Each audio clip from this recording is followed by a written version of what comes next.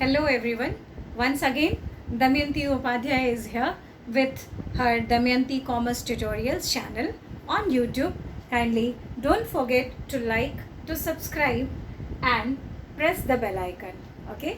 Now, once again I'm here with the accountancy of class 11, the second chapter, that is basic accounting terms.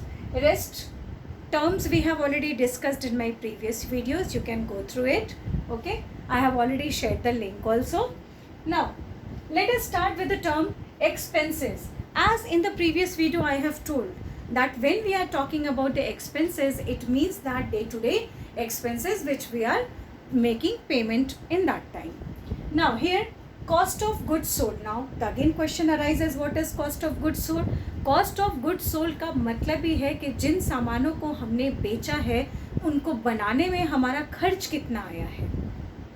Okay, उन goods को बनाने में हमारा खर्च कितना आया है, हमने कितना रेंट पे किया, हमने कितना कमीशन पे किया, हमने कितने तरह के एक्सपेंसेस पे किए, हमारे एसेट्स का वैल्यू कितना डिक्रीज हुआ जिसको हम डेप्रिसिएशन कहते हैं.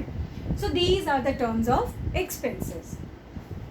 Now when we are talking about the income, so income is what? Surplus of revenue over expenses. So before studying income, I would like to tell you about revenue. Revenue means what? Amount received from sale. अगर ये marker 20-25 रुपए का है और इसको बनाने में मेरी कॉस्ट 25 रुपये तो नहीं आई होगी, लेकिन मैं इसको मार्केट में जो बेच रही हूँ 25 रुपये में, तो एक मार्कर बेचने पे मुझे जो 25 रुपये मिल रहे हैं, this 25 rupees will be treated as what? Revenue. अब आप सपोज करो कि इस एक मार्कर को बनाने में मुझे 18 रुपये लगे. ठीक है, तो यानी ये 18 रुपये मेरा क्या हो गया? Cost of goods sold. ठीक है. And when we are talking about income, तो income means surplus of revenue over expenses. अब आप मुझे बताओ कि आपका रेवेन्यू कितना था? 25 था. आपका कॉस्ट ऑफ गुड्स सोल्ड कितना था? 18 था. यानी income is equal to 25 minus 18 is equal to 7 rupees. So this is what? This is our income. Okay. And now the very most important term profit.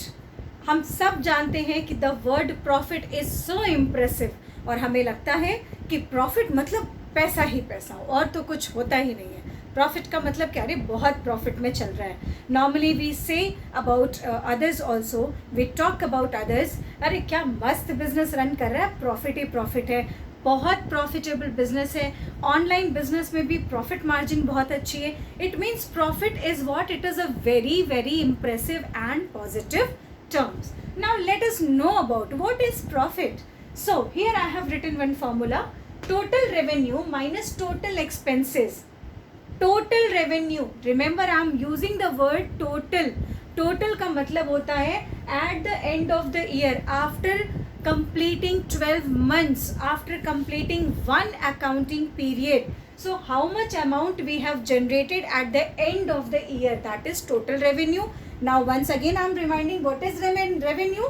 Amount received from sale is revenue. Okay, so total revenue and minus total expenses. What are expenses? These cost of goods sold, paid for rent, commission, whatever things are we have paid in the name of expenses, that will be accumulated in here. And now the total expenses will be deducted, and now just like 7 rupees, here also we will get some lakhs, thousands, whatever level of business is it. So that will be termed as profit for the year. Now we are talking about the gain. See, they are cousins. Gain क्या है? cousin है किसका? profit का, क्योंकि दोनों का nature एक है. But profit we earn by putting our efforts, by doing hard work, by doing smart work. Okay, but when we talk about the gain, we did not put any effort to get that gain. Now suppose this marker, as I am using this marker, I am giving you example of this marker which I am using. Now you can see the ink which I'm trying to write with this, it has become very less visible. ठीक है. So now the ink is at its decreasing point. Almost it is going to be finished, right? And I want to sell someone. And I am expecting if somebody will give me 10 rupees of this marker, that is a much more. I'm not expecting much more than that. But suppose if somebody has come and that particular person has seen this marker and said, Madam, I will give you 20 rupees of this marker. Will you sell it to me? Tell me what I will do.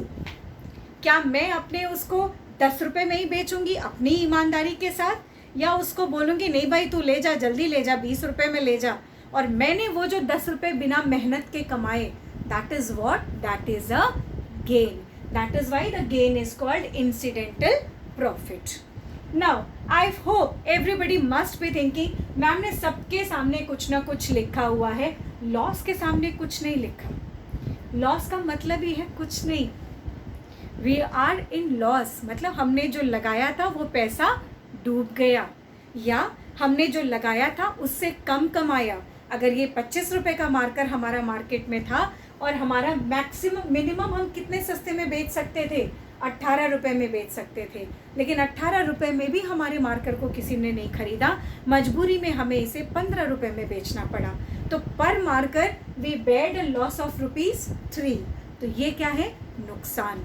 इसी को कहते हैं loss, इसलिए मैंने इसके आगे कुछ नहीं लिखा. Okay, now the term has come purchase and purchase return. Purchase, whenever we are buying raw materials, any goods for the purpose of reselling or for the purpose of reusing, such type of goods, whenever it is being purchased for the business, the term purchase account will be used. The term purchase will be used. हमेशा याद रखना, जब भी आप goods खरीदोगे, raw materials खरीदोगे business के लिए, तब आप कौन सा टर्म यूज करोगे, आप परचेज टर्म यूज करोगे. ठीक है. आप मान लो कि मैंने ऐसे, ये जो मेरा आप वाइट बोर्ड देख रहे हो, इस तरह के मैंने 10 बोर्ड्स खरीदे, जिसमें से 8 boards were perfect and 2 boards were defective. किसी में ये वाइट साइड वाला क्रैक था और किसी में इसका ये कॉर्नर जो एल्यूमिनियम क्लैंप लगा हुआ है, सॉरी, तो ये जो क्लैंप है ये टूटा हुआ है, इट इज़ ब्रोकन. तो मैंने क्या किया, जो मैंने वाइट बोर्ड 10 खरीदे थे in quantity, I kept 8 and 2 I have returned. So the 2 whiteboard which I have returned is what? Purchase return. क्योंकि हमने उसको पहले खरीदा, उसके बाद उसे वापस कर दिया. ठीक है. And just opposite of say purchase is what? Sales and sales return. अब sales means हमने आपको बोला है amount received from sale, that is called revenue. अब हमने जितने भी गुड्स बनाए थे उसको हमने मार्केट में बेच दिया. ठीक है. आप मान लो कि ये वाइट बोर्ड मैन्युफैक्चर हम हैं और हमने 10 बोर्ड किसी क्लाइंट को बेच दिया. ठीक है. और जब हमने 10 बोर्ड किसी क्लाइंट को बेच दिया तो उसने हमें 2 बोर्ड वापस कर दिया कि ये 2 बोर्ड आपके डिफेक्टिव थे, इसको तो आप रखो, हम न लेंगे आपका board. Okay. So that is what, हमने तो बेच दिया था ना, तो बिका हुआ माल वापस आ गया. कई बार आपने ये देखा होगा, बहुत सारी शॉप्स में लिखा होता है बिका हुआ माल वापस नहीं होगा, कल आज नगद कल उधारी, है ना.